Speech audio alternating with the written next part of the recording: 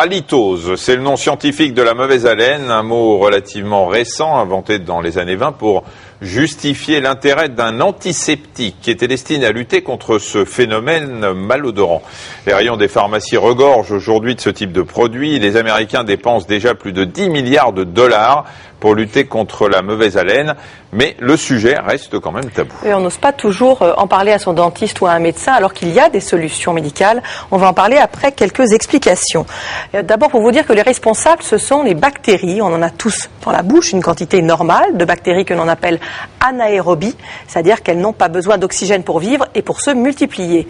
Et ces bactéries se nourrissent de protéines. En les consommant, elles vont libérer des composés soufrés volatiles, et ce sont ces composés qui provoquent les mauvaises odeurs. Alors, ces bactéries se cachent entre les dents ainsi qu'au fond de la langue, Michel. Voilà, on va voir sur, si vous voulez bien me passer ce schéma. Ça revient. Ce qu'on appelle le fond de la langue, c'est la base de langue. Quand vous tirez la langue, on le verra tout à l'heure, c'est vraiment ce que vous voyez. C'est pas la peine de descendre jusqu'ici. Alors à cet endroit, il y a moins de salive. Or, la salive joue en partie le rôle de nettoyant antibactérien, donc un brossage des dents insuffisant, une alimentation trop riche en protéines et tout ce qui entraîne une sécheresse de la bouche va favoriser la multiplication de ces bactéries et la production de ces fameux composés sulfurés, responsables en partie de la mauvaise haleine. Les caries, les atteintes de la gencive, comme la formation d'une poche, vous voyez ici une poche parodontale, font aussi partie des causes de l'halitose. Alors ce ne sont pas les seules raisons. Vous allez le voir, des amygdales peuvent également être en cause. Vous allez voir ce qu'on appelle, vous pouvez me montrer Michel si vous voulez, oui, des cryptes, voilà, les petits trous à la surface.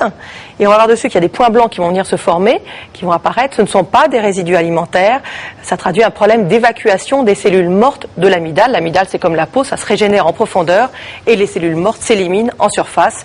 Et quand elles ne sont pas évacuées, eh bien les cellules mortes vont s'accumuler dans ces cryptes, pourrir et libérer une mauvaise odeur.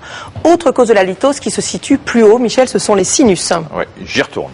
Vous allez voir, par exemple, une sinusite chronique qui se traduit par la présence de sécrétions ou de pus dans un ou plusieurs sinus. Et contrairement à une sinusite aiguë, la douleur n'est pas toujours au rendez-vous. En revanche, le pus peut sentir mauvais. Vous voyez ici, ça c'est le trou qui permet de passer de la fosse nasale au sinus. Il va sortir par là, il va s'écouler et il va aller en arrière du nez. Et bien sûr, les odeurs, elles repassent par la bouche. Voilà, et puis la prise de certains médicaments ou encore des problèmes digestifs peuvent provoquer une halitose. Vous voyez, tout ça ne se résume pas à une hygiène bucco-dentaire.